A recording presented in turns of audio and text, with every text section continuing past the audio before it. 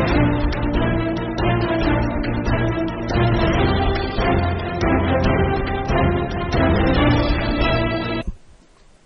आवाज के इस शो में खास मुलाकात में आज मुलाकात कर रहे हैं डॉक्टर के जैन साहब से, जो Rajasthan chamber of commerce industries के ऑनरेबल सेक्रेटरी रहे हैं 50 साल से अधिक से। जी जैन साहब, आपका स्वागत है आपकी आवाज पे। धन्यवाद आपका। मुझे खुशी है कि आज की आवाज में आप मेरा आज इंटरव्यू ले रहे हैं। मैं ऐसा मानता हूं कि जो अनुभव मैंने प्राप्त किया है बड़े लोगों के साथ रह करके, बल्कि जन्म से ही समझिए, जब मेरा जन्म हुआ तो हमारे वुलन कारपेट फैक्ट्री थी जो अभी भी है। मैंने प्रारंभ से ही व्यापार को समझा है, उसकी बारीकियों को समझा है, और वो मेरे रक्त के अंदर पूर्ण रूप से समाहित है। जैसे जैसे बड़ा होता गया, जैसे जैसे कॉलेज की शिक्षा खत्म की, करीब 2 साल में बड़ी इंडस्ट्रियों में अप्रेंटिसशिप रहा, और उस अप्रेंटिस काल में मुझे हिंदुस्तान मोटर्स में, नेशनल इंजीनियरिंग कारपोरेशन में, ओरिएंटल इंजीनियरिंग कंपनी जो बिरलाज का ग्रुप है, उसमें अनुभव प्राप्त करने का सौभाग्य प्राप्त हुआ। और उसके बाद मैंने अपना करियर अपने स्वयं के धंधे से हटाकर दूसरे औद्योगिक संस्थानों के साथ प्रारंभ किया। झुंझुनवाला ग्रुप जो आज टेक्सटाइल उद्योग में एक प्रमुख स्थान रखता है, उसकी मिल की स्थापना मैंने भीलवाड़ा में की। 12,000 स्पिंडल्स के साथ वो फैक्ट्री चली। मैं चाहूंगा सर इसमें थोड़ा ईयर भी आप ऐड करते रहे, ईयर बाय ईयर, तो थोड़ा समझने में। 1962 से लेकर 1968 तक मैं झुंझुनवाला ग्रुप ऑफ इंडस्ट्रीज के साथ उनके मुख्य मैनेजर के रूप में मैंने काम किया। उसके बाद साहू जैन कंपनी को मैंने ज्वाइन किया, जो उस समय की 1968 से 68 के बीच में मैंने फिर दोबारा इंटर्नशिप की और फिर साहू जैन ग्रुप को ज्वाइन किया। वो उस वक्त की एशिया की सबसे बड़ी सीमेंट फैक्ट्री सवाई माधोपुर में थी। करीब 10,000 एम्प्लॉयज उसमें काम करते थे, और वहां मैंने प्रारंभ जीवन सेल्स एग्जीक्यूटिव के साथ किया, और अंत में 1970 से लेके 78 तक मैं वहां का चीफ जनरल मैनेजर रहा। उस काल के अंदर मैंने श्रम और पूंजी का कैसे अच्छा समन्वय हो सकता है और किस प्रकार श्रम को राजी रखकर, श्रम के पूरे परिवार का ध्यान रखकर किस प्रकार उत्पादन बढ़ाया जा सकता है, वो मेरे को सौभाग्य से वो अवसर प्राप्त मिला कि जब मैं वहाँ फैक्ट्री को देखने के लिए गया था काम करने के लिए, तो वो करीब 35% की कैपेसिटी यूटिलाइजेशन पर चलती थी। और जब मैंने 1978 में उसको छोड़ा, तब मैंने मेरे टाइम में 105% उत्पादन क्षमता उसकी रही है। ये सबका मिला जुला प्रयास था, और मैंने सीखा छोटे से छोटे आदमी से, और सीमेंट का, वस्त्र का, टेक्सटाइल का, दोनों का अनुभव प्राप्त करने के बाद मैंने अपना स्वयं की एक कंसल्टेंसी, इंडस्ट्रियल कंसल्टेंसी फर्म खोली। 1989 में मैंने जयपुर स्टॉक एक्सचेंज की सौभाग्य से उसकी स्थापना की। उसका फाउंडर प्रेसिडेंट में 10 साल करीब रहा, और मेरे काल में दोनों जो झटके आए थे, एक हर्षद मेहता के समय में, एक केतन मेहता के समय में, उन दोनों झटकों में हमारे यहाँ स्टॉक एक्सचेंज में कोई भी ब्रोकर फेल नहीं हुआ। उसका कारण ये रहा कि मैंने अपने शेयर ब्रोकर के रूप में, जब मैं प्रेसिडेंट रहा, तो मैंने 1 पैसे की भी ट्रेडिंग नहीं की और निष्पक्षता से मैंने काम किया। उसी के कारण से कोई ब्रोकर फेल नहीं हुआ, और आज भी जयपुर स्टॉक एक्सचेंज चल रहा है। उसकी बिल्डिंग बनाने का भी मुझे सौभाग्य मिला। राजस्थान चैम्बर से मेरा जुड़ाव 1962 से हुआ, और 62 से करीब करीब लोगों का प्यार, मोहब्बत और स्नेह ही कारण है कि मेरा निर्वाचन निरंतर निर्विरोध होता रहा, और करीब 54 साल हो गए।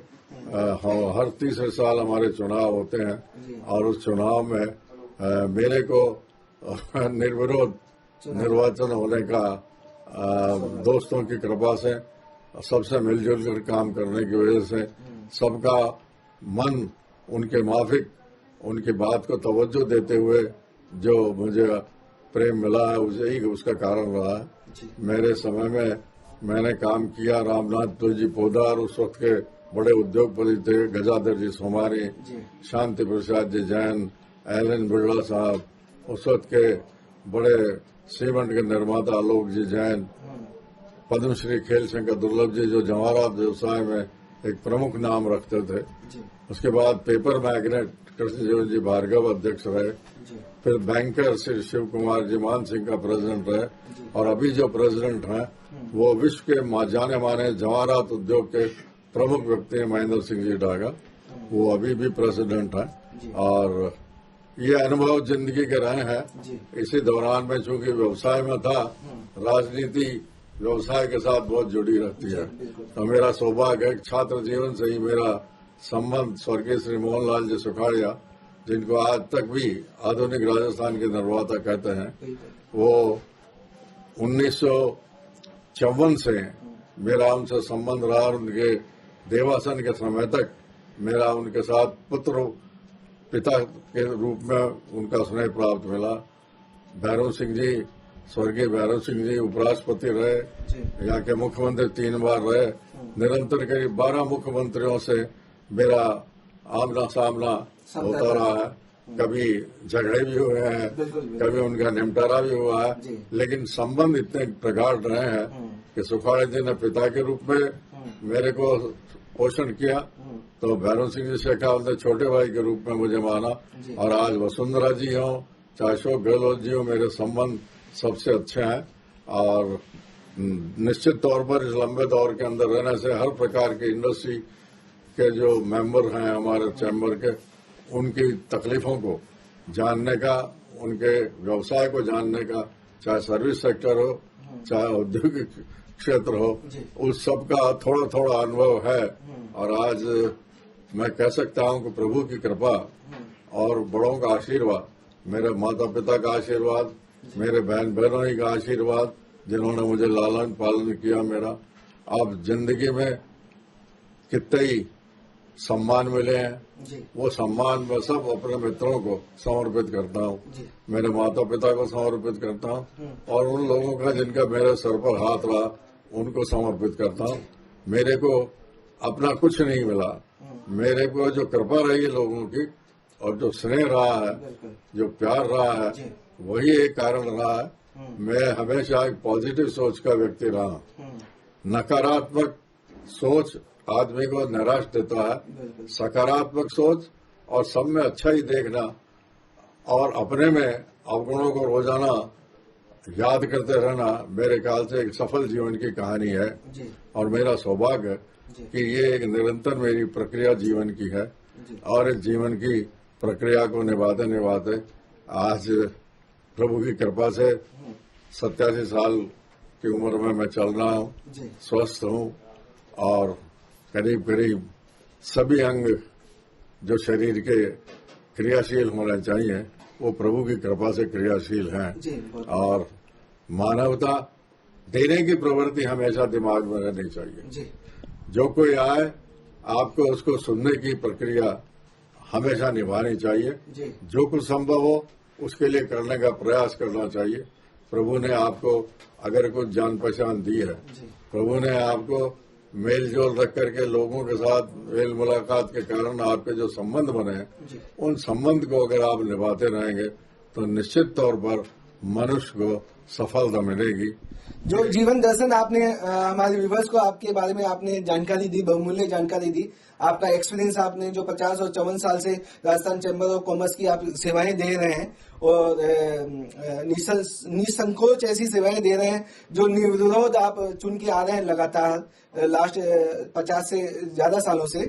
तो मैं जानना चाहूँ कोई ऐसे आपके पास स्मरणीय समय भी रहा होगा कि क्या अचीवमेंट्स, मुख्य अचीवमेंट्स आपके 50, 55 या 55 साल के जीवन में क्या रहे?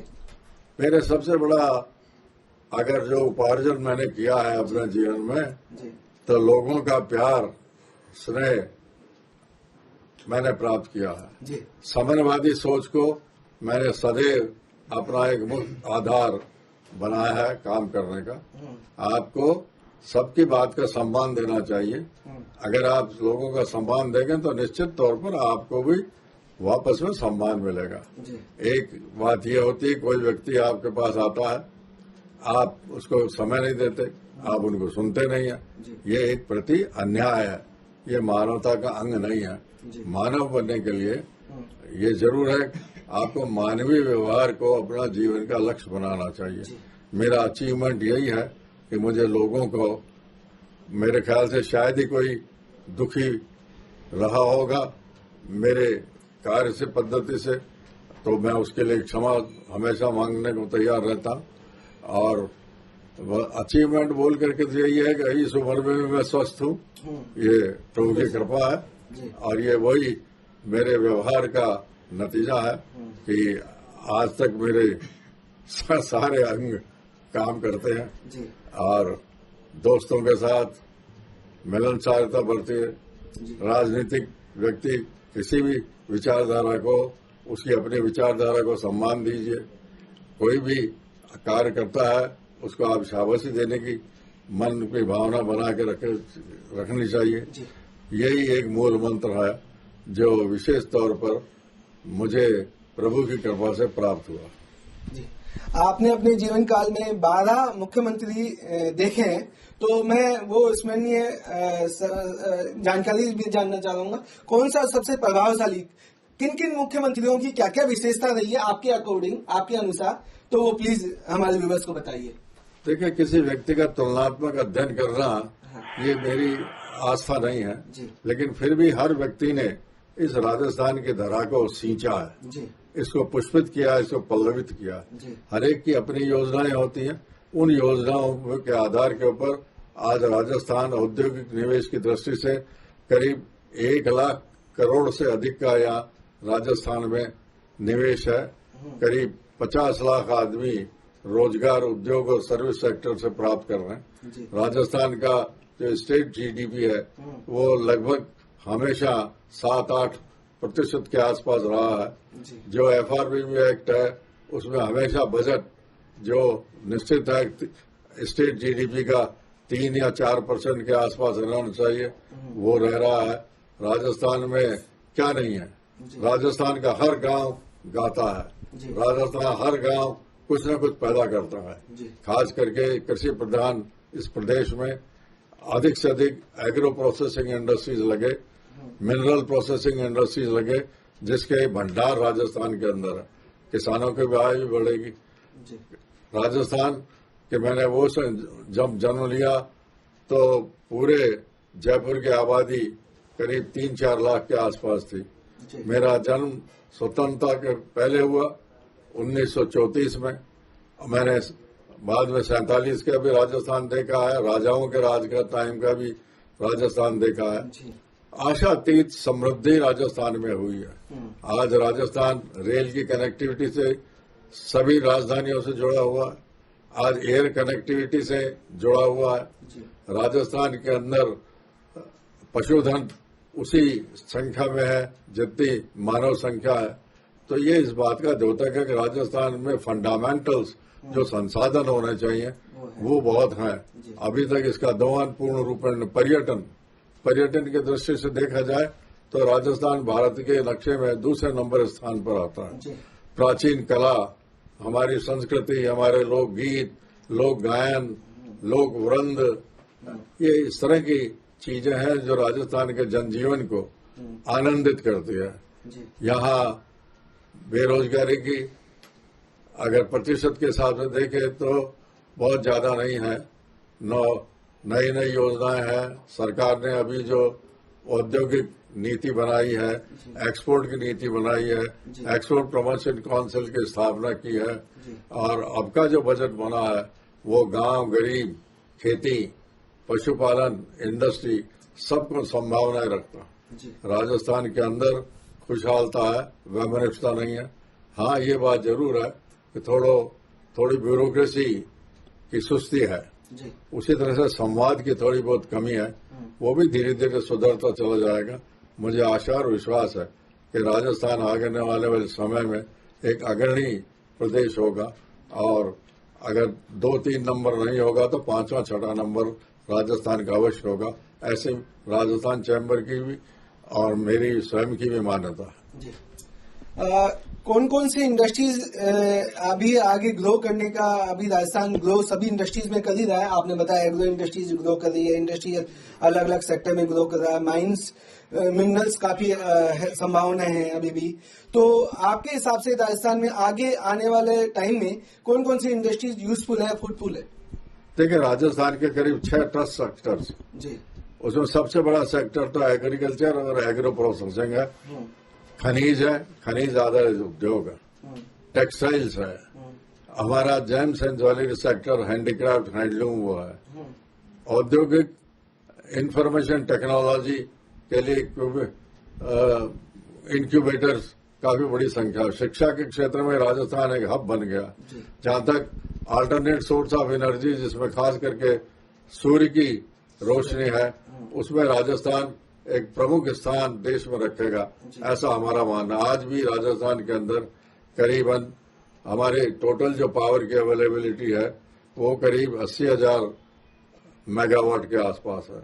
सरप्लस पावर स्टेट है, उसमें कंट्रीब्यूशन विंड एनर्जी का और सोलर एनर्जी का करीब 15 से 20% हिस्सा है। और आगे चल करके ऐसा जिस तरह की संरचना है, जिस तरह के निवेशक यहाँ आए हैं बिजली का पार्क बनाने के लिए, मेगा फूड पार्क बनाने के लिए, एक्सपोर्ट पार्क बनाने के लिए, टेक्सटाइल पार्क बनाने के लिए, मेरा ऐसा अनुमान है कि करीब 2-2.5 लाख करोड़ रुपए का निवेश राजस्थान में आने वाले 2-3 साल में संभव हो पाएगा। और करीब एम्प्लॉयमेंट जनरेशन ज्यादा हो, ऐसी इंडस्ट्री को यहाँ प्रमुखता दी जाती है। तो ऐसा लगता है कि हमारी जो बेरोजगारी की समस्या है या अनऑर्गेनाइज सेक्टर है, वो भी धीरे धीरे ऑर्गेनाइज सेक्टर की ओर बढ़ता चला जा रहा है। एमएसएमई सेक्टर, अब उसकी भी नई नीति बनाई है, उसमें काफी छूट के प्रावधान दिए हैं। उसको एनकरेज करने के लिए, उसको बढ़ावा देने के लिए कई योजनाएं हैं, वो एमएसएमई सेक्टर तक पहुंचेगी। करीब 3 लाख से अधिक यूनिट्स एमएसएमई सेक्टर के अंदर चल रहे हैं और कंट्रीब्यूशन जो स्टेट जीडीपी का है उसमें करीब 20-22% का योगदान एमएसएमई सेक्टर का है, ऐसा मेरा मानना है। अभी हाल ही जीएसटी के आंकड़े आए और जीएसटी का कलेक्शन 1,23,000 से ऊपर हो गया। इसके बारे में आपका क्या कहना है और सेंट्रल गवर्नमेंट की क्या मतलब पॉलिसीज के बारे में आप क्या कहना चाहेंगे? देखिए, ये सही है कि इस कोरोना बीमारी ने, इस महामारी ने सारी विश्व की अर्थव्यवस्था को बिगाड़ा है। इंडिया भी उससे अछूता नहीं रह सका और निश्चित तौर पर जब इंडिया अछूता रह सकता, राजस्थान भी अछूता नहीं रहा है। लेकिन ये पिछले 5-6 साल से जो भारत सरकार ने इकोनॉमिक पैकेजेस दिए हैं, वो इकोनॉमिक पैकेजेस का 1, 2, तीसरा पैकेज है ये, उससे ऐसा लगता ही नहीं, ये सच है कि निरंतर अक्टूबर, नवंबर, दिसंबर, जनवरी, फरवरी, मार्च जीएसटी बढ़ता चला जा रहा है। राजस्व के और अब बढ़ते हुए 1,24,000 करोड़ रुपए का मार्च के अंदर का ऑटो सेक्टर में करीब 500% तक की वृद्धि हुई है। उसी प्रकार कृषि के क्षेत्र में जो अब तक आंकड़ा 4% की बढ़ोतरी का नहीं रहा था, वो उसको छुआ है, बम्पर क्रॉप हुई है। तो ऐसा लगता है और सभी केंद्र सरकार की जो नीति, कृषि नीति आई है, ये राजनीतिक दृष्टिकोण से हालांकि गड़बड़ कुछ जगह पर हो रही है, लेकिन ये कृषि नीति किसानों की दशा को सुधारने में बहुत महत्वपूर्ण योगदान अदा करेगी, ऐसा Rajasthan chamber of commerce industry का मानना है। इंडस्ट्री और कॉमर्स, एक्सपोर्ट बढ़ रहा है, इंपोर्ट घट रहा है और अभी जो हमारे प्राइम मिनिस्टर साहब ने आत्मनिर्भर भारत का नारा दिया है, उससे निश्चित तौर पर मैन्युफैक्चरिंग सेक्टर बढ़ेगा, आयात हमारा कम होगा। हमारा फॉरेक्स रिजर्व आज करीब 580 बिलियन डॉलर के आसपास है। ये इस बात का द्योतक है कि भारत के प्रति पूरे विश्व के अंदर एक विश्वास जागृत हुआ है कि भारत सबसे ज्यादा बड़ा मार्केट उनको दे सकता है। इसलिए एफडीआई फॉरेन डायरेक्ट इन्वेस्टमेंट भी काफी बढ़ रहा है। भारत सरकार की अभी बीमा के अंदर 49% से बढ़ाकर 74% तक 75% तक इन्वेस्टमेंट की संभावनाएं की हैं। और सरकारी बैंकों को भी उनको कुछ बैंकों को निजीकरण की बात चल रही है, कुछ बैंकों को मर्जर कराया है। आज स्टेट बैंक ऑफ इंडिया अपनी सारी सब्सिडरीज को मिलाकर के बहुत बड़ा एक बैंक विशाल वृक्ष की तरह से बन गया है। इससे तो एक आपने मर्जर की बात कर ली, बढ़िया रहा कि मर्जर जो हो रहा है, बहुत सारी जगह मर्जर के विरोध में लोग उतर जाते हैं कि मर्जर नहीं होना चाहिए या प्राइवेटाइजेशन नहीं होना चाहिए, प्राइवेट इन्वेस्टमेंट नहीं आना चाहिए, फॉरेन इन्वेस्टमेंट नहीं आना चाहिए। उसके संदर्भ में भी आप बताइए। देखिए, प्रारंभ में कोई भी जब चीज की जाती है तो भ्रम की स्थिति पैदा होती है। लोग बाग जब कंप्यूटर आए तो लोग बाग समझते थे कंप्यूटर से बेरोजगारी हो जाएगी, लेकिन आज ये है कि कंप्यूटर से बेरोजगारी हुई नहीं बल्कि रोजगार बढ़ा है। उसी प्रकार मर्जर से प्रारंभ में कर्मचारी यूनियन एक ऐसा अनुभव करती है कि शायद हमारी छटनी होगी, लेकिन किसी की छटनी नहीं हुई। स्टेट बैंक ऑफ इंडिया के साथ सब्सिडरी का जो विलय हुआ उसमें एक आदमी को भी बेरोजगारी नहीं हुई।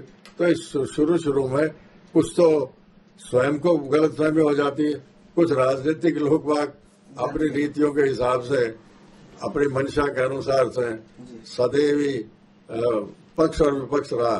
विपक्ष ने हमेशा उल्टा काम किया। जब वो कुर्सी में होते हैं तो एक बात होती है, जब कुर्सी से नहीं होते तो उन्हीं नीतियों को जो खुद प्रतिपादित करना चाहते हैं उनका विरोध करने लगते हैं। तो ये एक राजनीतिक दृष्टिकोण है, लेकिन ऐसी कोई संभावनाएं नहीं है कि मर्जर से कोई नुकसान होने वाला हो या निजीकरण से कोई नुकसान होने वाला हो। आज भारत में विनिवेश डिसइन्वेस्टमेंट की बात है। सरकार का काम कारखाने चलाना नहीं है, सरकार का काम गवर्नेंस करना, गवर्नेंस हैसल फ्री करना। आज विश्व भर के अंदर कहीं भी इस प्रकार के पब्लिक सेक्टर अंडरटेकिंग्स नहीं है। अब तो आर्मामेंट्स में भी, रक्षा के में भी आत्मनिर्भर भारत के नारे के बाद से बहुत से कंपोनेंट्स एमएसएमई सेक्टर तक बना रहा। तो ये एक अच्छा कदम है और भारत सरकार की नीतियां देश को ऊंचा उठाने की है और उन नीतियों का क्रियान्वयन राज्य के ऊपर डिपेंड करता है। अब राज्य सरकारें कितना एक साथ एक मत होती हैं, ये एक देखने की बात है। ये राजनीतिक दृष्टिकोण है, अंतर्गोत्वा उन नीतियों को अपनाना ही पड़ता है, क्योंकि उसमें प्रदेश के उत्थान की बात होती है और उसी का नतीजा है। आज अगर 1,24,000 करोड़ रुपए का राजस्व जीएसटी से आया है तो उसमें स्टेट्स की भी भागीदारी है। इसके माने यह है कि स्टेट्स का और केंद्र का दोनों का पूल मिला करके ये इतनी बड़ी रकम हासिल हुई है। तो निश्चित तौर पर ये केंद्र की नीतियों का ही कारण है, उन फाइनेंशियल पैकेज का कारण है कि मांग बढ़ने लगी है। लोगों के पास पैसा जेब में है तो खर्चा होने लगा। इलेक्ट्रॉनिक्स चीन से आयात बंद हो जाने के बाद एक स्थिति भारत की एक विपरीत डिफरेंट हो गई और भारत में वो चीजें बनने लगी जो हम अब तक आयात करते हैं। इम्पोर्ट सब्स्टिट्यूशन आत्मनिर्भर का मतलब है हम चीज हमारी बनाएं, उसका प्रचार करें। Local for vocal and vocal for local, ये नारा, उसके साथ आत्मनिर्भर का नारा, जवानों के लिए, यूथ के लिए बहुत सी योजनाएं, स्टार्टअप योजनाएं, मुद्रा योजनाएं, ऐसी कितनी नीतियां हैं जिनकी वजह से मैन्युफैक्चरिंग सेक्टर, सर्विस सेक्टर और एक्सपोर्ट और इंपोर्ट कम होना, एक्सपोर्ट अधिक होना, उसी में हमारे देश की भलाई है और उसी और केंद्र की नीतियां के कारण से हम अग्रसर हैं, बढ़ रहे हैं। तो ये एक अचीवमेंट कहेंगे कि जीएसटी का कलेक्शन इतना मतलब हाईएस्ट पहुंचा है आज लास्ट 3-4 साल में उनके जीएसटी लगने के बाद। तो केंद्र सरकार की जो नीतियां रही हैं उसका आपने बखान किया कि केंद्र सरकार काफी अच्छी नीतियों के तहत ये काम हुआ है और मैं समझता हूँ कहीं न कहीं इंडस्ट्रीज को भी बेनिफिशियल हुआ है जीएसटी। देखिए, इंडस्ट्री तो तभी फलती फूलती है। आपने कहावत सुनी होगी, मक्खी वहीं बैठती है जहाँ गुड़ होता। तो इंडस्ट्री को पैकेजेस के कारण ही उठ रही है दोबारा। मैन्युफैक्चरिंग सेक्टर की आईआईपी इंडस्ट्रियल प्रोडक्शन की रेट बढ़ रही है। जीडीपी हमारी बढ़ रही है। अब जो फोरकास्ट है वो फोरकास्ट ये कर रही है देश की जीडीपी करीब 9 से 10% तक आसपास संभावित है। एशियन डेवलपमेंट बैंक ने भी कहा है, वर्ल्ड बैंक का भी यही इजाफा है, और जितनी क्रेडिट रेटिंग एजेंसीज हैं, मूडी है या अन्य है, उन सब का इरादा अच्छा ऑनलाइन ट्रांजैक्शंस आजकल बहुत होने लगे हैं। ये हालांकि महामारी आई, लेकिन महामारी ने रास्ते भी खोल दिए। लोगों ने अपने प्रोडक्ट मिक्स कर दिए। जो लोग बाग कपड़ा बनाते थे उन्होंने मास्क बनाना शुरू कर दिया, किट बनाना शुरू कर दिया, किट ही नहीं अपने देश के बल्कि एक्सपोर्ट करना शुरू कर दिया। तो जिसने इस समय में, इस कोरोना काल में अपने माइंड सेट को चेंज किया और हतोत्साहित न होकर के उत्साहित बन करके काम किया, वो फायदे में रहे। और नेचुरली जो डिमोरलाइज हो जाते हैं वो डिमोरलाइज कभी नहीं उठता। तो हर चुनौती में एक रास्ता भी निकलता है। उस चुनौती का सामना करने के लिए आदमी को तैयार रहना चाहिए। अभी वैक्सीनेशन का ड्राइव जो चल रहा है, इस कोरोना महामारी का दोबारा एक पटाक्षेप हो रहा है। देखो, पटाक्षेप कुछ लोगों की सांप्रदायिक भावना भी है। मैंने देखा है कि बहुत सा एक बड़ा वर्ग अभी तक भी आगे नहीं आ रहा वैक्सीनेशन के लिए। मैं अब वैक्सीनेशन का जो ड्राइव चला है और जो उम्मीद है, मेरे ख्याल से इस महामारी को मारने का तरीका यही है कि हम वैक्सीन लगावें अधिक से अधिक संख्या में। मैं भी अपील करूंगा कि अधिक से अधिक अपने सेंटर्स पे पहुंचे, वैक्सीनेशन लगाएं, और वैक्सीनेशन लगाने के बाद भी जो भारत सरकार की गाइडलाइन है, स्टेट की गाइडलाइन है, जो पाबंदियां हैं, उन पाबंदियों को पाबंदी नहीं मान करके उनको आवश्यकताएं अपने जीवन को बचाने के लिए मानने की, जैसे मास्क लगाना है, सोशल डिस्टेंसिंग करना है, समय समय पर हाथ धोते रहना है, ये कुछ जो गाइडलाइंस है इनका पालन करना चाहिए। ये अच्छे सिटीजन बनने का भी एक अवसर है और अपने जीवन को बचाने का भी एक अवसर है। मैं कहता हूं लाइफ है तो सब कुछ है, धन बाद में है, जिंदगी पहले है। और जिंदगी बचाने के लिए ये जो उपाय केंद्र सरकार के हेल्थ मिनिस्ट्री ने, WHO ने जो गाइडलाइंस दी हैं, उन गाइडलाइंस का पालन करना चाहिए। मैं फिर दोबारा पुनः रिपीट करूंगा कि अधिक से अधिक लोग बाग वैक्सीनेशन की ओर बढ़े, जिससे स्वयं स्वस्थ रहें, अपने समाज को स्वस्थ रखें, अपने परिवार को स्वस्थ रखें, अपने प्रदेश को स्वस्थ रखें और अपने देश को स्वस्थ रखने में अपनी हिस्सेदारी निभाएं। जी जैन साहब, आपका काफी अच्छा रहा ये, और आपने कहा कि आप अपने आप को पॉजिटिव बनाए रखें। बिजनेस के लिए भी, इंडस्ट्रीज के लिए भी पॉजिटिव एटीट्यूड बहुत जरूरी है। साथ में आपने जीवन पद्धति को बताया, जीवन के सलीकों को बताया कि कैसे जीवन जीना चाहिए। मैं एक हमारे व्यूवर्स के लिए लास्ट संदेश, जीवन का संदेश बोल लो या बिजनेस कंसर्न में बोल लो, क्या आप देना चाहेंगे हमारे व्यूवर्स को? देखिए, सबका सम्मान, सबकी आवाज का वजन देना, सबके साथ मिलकर के काम करना में न केवल अपने आप को स्वस्थ रखेंगे बल्कि समाज को स्वस्थ रखेंगे, देश को स्वस्थ रखेंगे, प्रदेश को स्वस्थ रखेंगे और उत्पादकता बढ़े, ये लक्ष्य हमारा होना चाहिए। हम क्या हैं उसका बखान करने में रुकना नहीं चाहिए, उसके बारे में लोगों को बताना चाहिए कि मेरा जीवन कैसा रहा है। इस जीवन को जीने के लिए जो मर्यादाएं हैं, जैसे आशावादी होना, पॉजिटिव सोच को रखना, सबके साथ मिलकर काम करना, समन्वय की नीति को अपनाना, प्रेम मंत्र है एक बहुत अच्छी चीज रहीम साहब ने कही। पोथा पोती पढ़ मुआ, पंडित भया न कोई, ढाई आखर प्रेम के पढ़े जो पंडित हो। जी बिल्कुल, बहुत बढ़िया। ये जीवन का उद्देश्य होना चाहिए। ये एक छोटी सी कहानी मेरी है। आपने मेरे से अच्छे ये प्रश्न करके मेरी जीवन की यात्रा का जो वृतांत आपने लिया, उसके लिए मैं आपका बहुत बहुत धन्यवाद ज्ञापित करता हूँ। आपकी चैनल का आभारी हूँ कि मुझे लोगों तक पहुँचाने में आपका ये चैनल मदद करेगा। धन्यवाद।